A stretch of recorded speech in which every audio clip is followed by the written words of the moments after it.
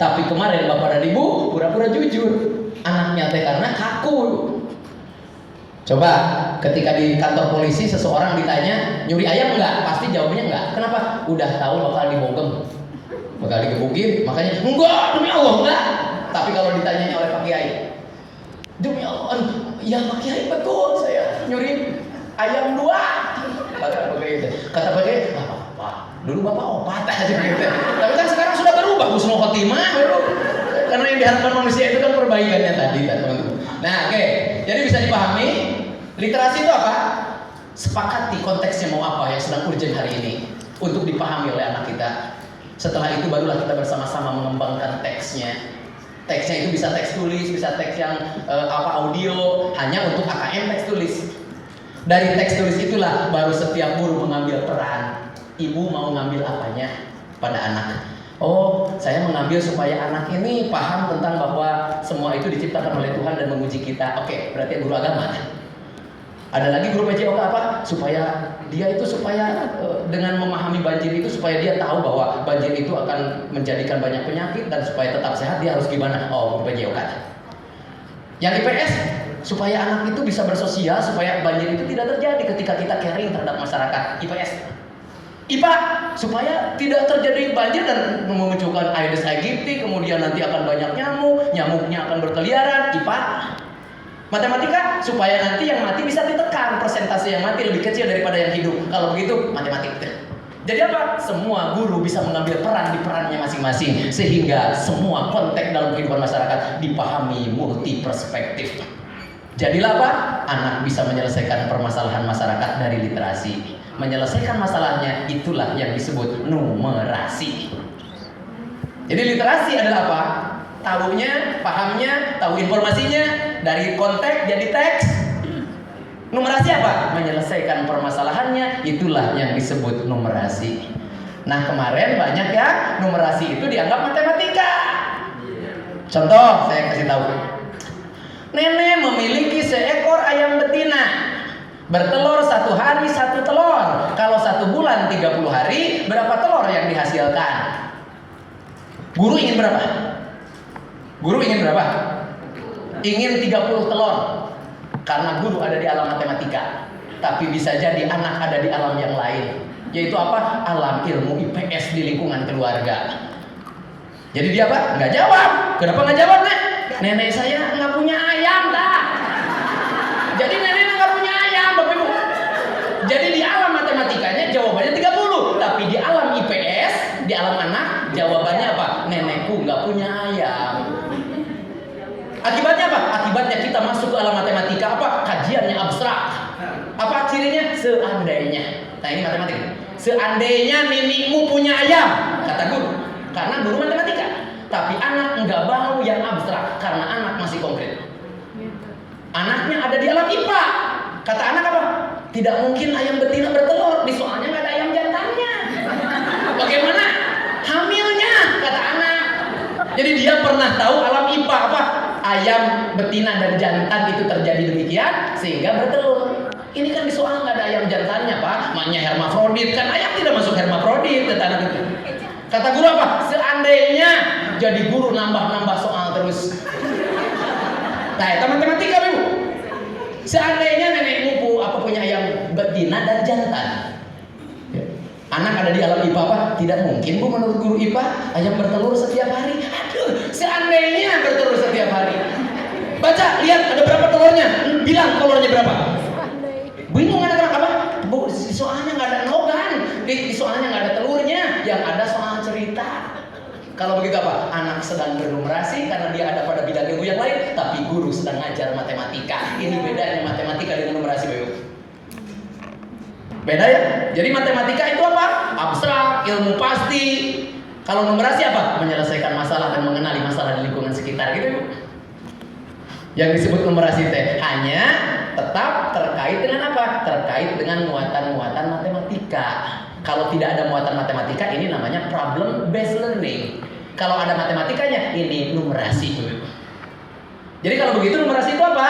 Kemampuan anak berpikir untuk menyelesaikan masalah dalam kehidupan. Itu Bapak Ibu menggunakan muatan-muatan matematika, fakta, rumus, persentase gitu Ibu. Jadi kalau begitu, kalau ingin numerasi apa? Munculkan konteks. Misalkan tentang gempa bumi di Sumedang atau tentang banjir di Kota Bekasi, konteks tuh. Setelah itu apa? Teksnya dari literasi, muncul teksnya. Numerasi harus apa? Harus ada problem. Problemnya apa? Problemnya apa? Banjir di Bekasi menimbulkan banyak korban jiwa. Oke, itu yang disebut dengan problem. Tapi itu kontekstual problem. Dari kontekstual problem dirumuskanlah menjadi masalah matematis. Misalkan apa? Berapa persenkah perbandingan antara yang meninggal dan hidup setelah banjir kemarin? Inilah yang disebut numerasi. Jadi numerasi itu apa? Konteks, masalah kontekstual, masalah matematis, dipecahkan menggunakan ilmu matematika, grafik, pie chart, persentase, apapun. Setelah itu apa? Anak baru bisa menyelesaikan masalah tadi menggunakan muatan matematik. Itu namanya numerasi. Tapi kalau begini, banyak sampah dari kita, bagaimana menyelesaikannya? Tapi tidak ada muatan matematikanya. Itu apa? Itu problem based learning, bukan numerasi. Numerasi mah tetap harus ada muatan matematika, persentase, nilai rata-rata, grafik, tabel, untuk mengolah datanya teh. Tapi harus diawali dari konteks, jadi masalah kontekstual, jadi masalah matematis, baru setelah itu gunakan muatan matematika, selesai masalah. Ini namanya numerasi. Konteksnya apa tadi? Banjir di Kota Bekasi. Masalah kontekstualnya apa? Banyak yang meninggal pasca banjir kemarin. Masalah matematisnya apa? Berapa persen perbandingan antara yang meninggal dan yang hidup setelah Kota Bekasi banjir kemarin? Tolong gambarkan dalam bentuk pie chart, diagram lingkaran. Maka anak akan menggambarkannya. Ini yang disebut numerasi. Sekali lagi, bedanya literasi numerasi apa? Literasi itu konteks jadi teks. Numerasi konteks jadi problem kontekstual, jadi problem matematis, gunakan muatan matematis. Ini yang disebut numerasi. Numerasi itu disebut literasi matematis. Nanti akan ada tugas mandiri, ya, bagaimana literasi, bagaimana numerasi. Karena numerasi itu akan menyelesaikan permasalahan yang muncul dari konteks yang informasinya abstrak jadi konkret teks, maka kalau gitu apa? Literasi dan numerasi tidak pernah bisa dipisah. Jadi seharusnya apa? Semakin tinggi literasi, semakin tinggi pula numerasi. Kemarin yang rapot satuan pendidikannya aneh, abdi rada curiga. Nah, literasi hijau, numerasinya merah. Atau numerasinya hijau, literasinya yang merah. Ada kecurigaan dalam diri saya, berarti ada yang salah. Nggak tahu salah soal, nggak tahu salah assessment. Tapi begini, daripada menyalahkan orang lain, lebih baik segera memperbaiki diri. Gitu bilang. Saya menyalahkan batu, memperbaiki diri saja. Ada yang keliru di diri kita. Seharusnya semakin literat, semakin numerat. Tapi kemarin apa? Korelasinya negatif. Semakin tinggi literasi, semakin rendah numerasi. Ada yang salah. Makanya dalam surat Al-Alaq disatukan literasi dan numerasi. Iqra, qalam, ma'lam ya'lam. Saking apa? Saking munculnya berbarengan. Tidak bisa dipisah. Tuhan lebih tahu tentang itu daripada para pakar teori. Bisa dipahami teman-teman? Nah, ini slide-nya masih ini nggak apa-apa, saya nggak mau pakai slide. Saya buat PPT bukan untuk saya, untuk Bapak dan Ibu nanti dibagiin. Ya, jadi saya tidak mau niru pada pikiran saya kemarin. Ini kan hasil buatan saya, biarkan dia yang niru ke saya ya Bapak Ibu. Saya nggak mau niru ke dia yang niru ke saya. Kan dia hasil pikiran saya. Kecuali ini ngambil dari Google, katakan saya begini. Kan ini bukan dari Google Bapak Ibu ya. Jadi ini akan dibagikan. Nah, ini saya kasih contoh bahwa jangan kaku ketika mengajar, karena kurikulum merdeka prinsipnya fleksibel. Kalau gitu apa? Keluarlah dari RPP ketika ngajar, karena RPP hanya cita-cita saja. Pembelajaran yang sebenarnya adalah apa? Pembelajaran yang sesuai dengan kondisi saat itu, bukan yang sesuai dengan RPP. Kalau sesuai dengan RPP, Bapak dan Ibu akan kaku. Di RPP ditulis, anak mengamati video G30 SPKI. Setelah itu anak ice breaking. Anak-anak sedang mengamati video, aja tiba-tiba joget. Kata anak-anak apa? Pelaku G30 SPKI itu habis dangdut tuh. Sebab asosiasi dekat kadang-kadang dalam teori Guthrie itu. Ya kan? Nah, makanya hati-hati kan. Nah, ice breaking, energizer, power closing nggak perlu dimasukkan ke dalam RPP apa? Kemunculannya tiba-tiba nggak tahu dibutuhkan, nanti nggak tahu nggak. Kalau begitu apa? Nggak usah ditulis. Diperlukan lakukan, nggak juga nggak apa-apa. Nyanyi Indonesia Raya, ngedoa, ngabsen, ngecek kehadiran nggak perlu ditulis. Apa? Karena tiap hari juga begitu, Bapak Ibu rutin. Jadi yang ditulis itu apa? Yang penting saja yang sesuai tujuan. Kalau tujuannya membandingkan tinggi benda, pembelajarannya apa? Anak mengambil 2 benda, diukur panjangnya, dibandingkan tingginya. Segitu aja. Akibatnya RPPT selembar cukup. Tapi tidak mungkin ada modul 1 lembar. Kalau begitu apa? Modul ajar dan RPP berbeda. Kemarin 1 nasional salah konsep. Nggak tahu gimana itu bisa jadi salah. Saya tidak mau membenarkan yang salah karena saya akademisi, punya pertanggungjawaban akademik. Kemarin RPP dianggap modul, beda Bapak Ibu RPP dan modul. Salah menerjemahkan kata atau dalam juknis. RPP atau modul ajar, atau didefinisikan sebagai alias, padahal atau itu pilihan. Salah kita, salah maca Bu. Jadi di juknis apa? Guru membuat RPP atau modul ajar, atau ini dianggap alias. Jadi apa? Oh, RPP dan modul ajar sama gitu. Padahal atau pilihan. Jadi guru dapat membuat RPP atau modul ajarnya apa? Boleh membuat RPP, boleh membuat modul ajar gitu. Kalau begitu modul ajar dan RPP beda. Karena RPP mah bisa 1 lembar. Dari kapan dalam teori modul ajar 1 lembar? Diketawain orang, Ibu. Masa modul ajar 1 lembar? Nggak ada, modul itu moduler, self instruction, self content, lengkap. Maka tidak mungkin 1 lembar. Makanya modul ajar itu paling tidak 1 TP, 1 tujuan pembelajaran. Kalau guru tidak sanggup, buat RPP saja. Kalau RPP bisa per pertemuan. Besok mau ngajar, buat. Besok mau ngajar, buat. Modul ajar bukan oleh siswa, RPP oleh guru. Kalau begitu modul ajar itu bahasanya harus bahasa siswa. Contoh, amatilah, tuliskan pada kolom di bawah Indiana. Ada gambar Doraemon, pernak-pernik. Jangan sampai RPP ada gambar Doraemon, ayo modul enggak. Guru ketika naik ke barang kata ketawa ngeliat Doraemon sendiri. Jadi modul ajar baru kita hias. Ini salah senasional itu. Jadi saya bisa mempertanggungjawabkan kata-kata saya ke kementerian karena saya akademisi. Modul ajar dan RPP berbeda Bapak Ibu. Kalau di dalam literatur modul ajar itu perangkat ajar untuk anak mandiri dalam belajar. Makanya ada soal sumatif supaya dia bisa mengukur ketercapaiannya sendiri. Nah kemarin RPP dianggap modul. Contoh apa? Guru membawa anak keluar kelas masuk kembali dites, kan itu bahasa guru. Bahasa guru cocoknya RPP. Kalau modul ajar bahasa anak. Diskusikanlah ya nah, tuliskan pada kolom di bawah ini tuh eta modul. Modul ajar itu. Dan bukan tentang tebal-tebalnya. Ada modul ajar ideal, ada modul ajar sederhana. Bagi Bapak dan Ibu yang menggunakan modul ajar ideal di PMM silakan. Tapi semakin benci ke kurikulum merdeka karena modul ajar tebal-tebal, Bapak dan Ibu itu bukan modul ajar, itu modal ajar. Jadi modul ajar itu menginspirasi Bapak Ibu, bukan malah jadi benci ke kurikulum merdeka. Nah kurikulum merdeka itu juga kieu jadi tambah ribu lieur kurikulum jadi gitu. Eta mah modal ajar seperti gitu. Jadi Bapak dan Ibu silakan sebisa Bapak dan Ibu buat. Bagi yang sanggup ideal silakan. Bagi yang sanggup yang sederhana 5 komponen tujuan, langkah pembelajaran, penilaian, instrumen sumatif, ditambah media atau itu komponen modul ajar paling minimal. Komponen RPP minimal apa? Tujuan, langkah pembelajaran, penilaian, kayak bisa gitu. Buat yang sederhana. Tulis yang penting-penting saja.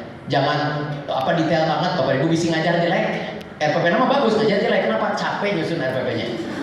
Sampai ada yang membuat skenario. Guru bertanya pada anak-anaknya, apa kabar hari ini anak-anak? Anak-anak menjawab, alhamdulillah Pak Ibu. Besok hari Minggu lupa lagi. Anak nggak ada yang datang, Ibu. Jadi buat yang sederhana, anak akan dikelompokkan. Mungkin ditanyakan oleh Bapak Kepala Sekolah dan pengawas.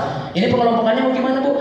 Kalau nggak ada yang datang saya pulang lagi Pak. Kalau yang datang 1 orang tidak jadi dikelompokkan. Kalau datang semua heterogen, pengelompokannya menggunakan cooperative learning tipe jika dia jigsaw. Ya.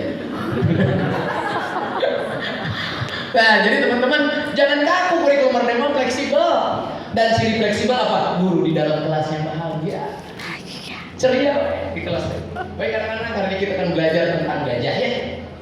Nah, ciri dari kurikulum merdeka dimulainya dari guru, dari siswa. Yang kaget guru. Kurikulum 2013 dimulai dari guru, yang kaget siswa.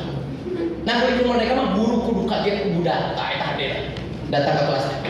Baik anak-anak, ini kurikulum 2013. Hari ini kita akan belajar tentang gajah ya. Gajah itu kulitnya berwarna abu-abu, anak-anak.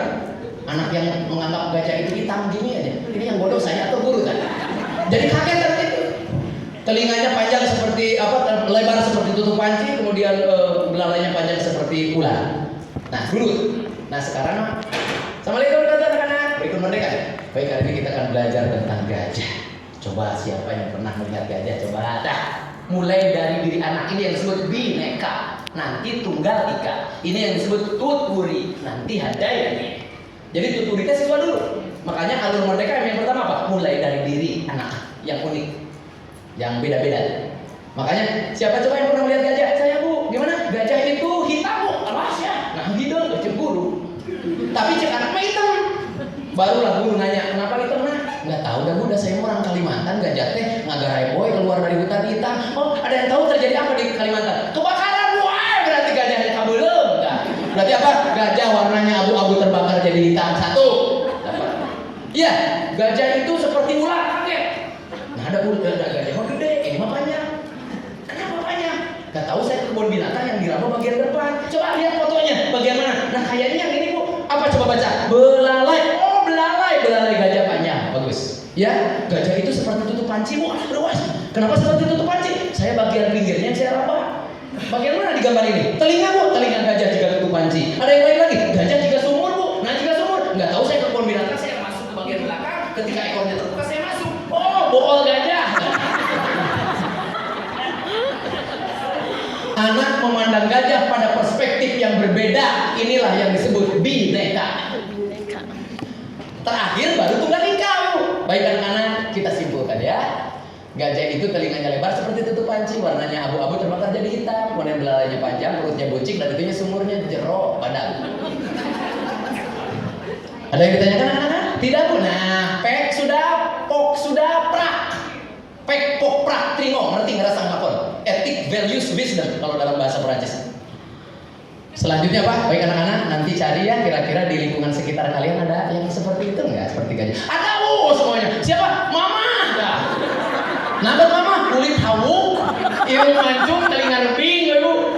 Eta badak, bu. Kemudian tiga Doraemon badak.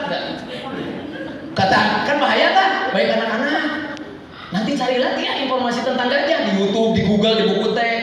Pas satu hari kemudian dia datang, iya bu, mama bukan gajah. Kenapa? Dia sudah dapat dari buku teh ciri gajah ada 100. Ini yang disebut bineka tunggal ika. Kemarin bapak dan ibu tunggal ika bineka. Jadi datang ke kelas langsung gajah memiliki dari guru. Akibatnya apa? Anak teh gini aja. Nah bedanya, nah beda gitu bu.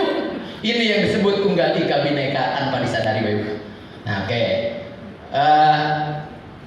Pertama di sesi pertama hanya paham saja literasi bedanya dengan membaca apa, numerasi bedanya dengan matematik apa, literasi dan numerasi itu seperti apa. Sok saya cek dari saya penjelasan tadi. Apa bedanya literasi membaca dengan membaca?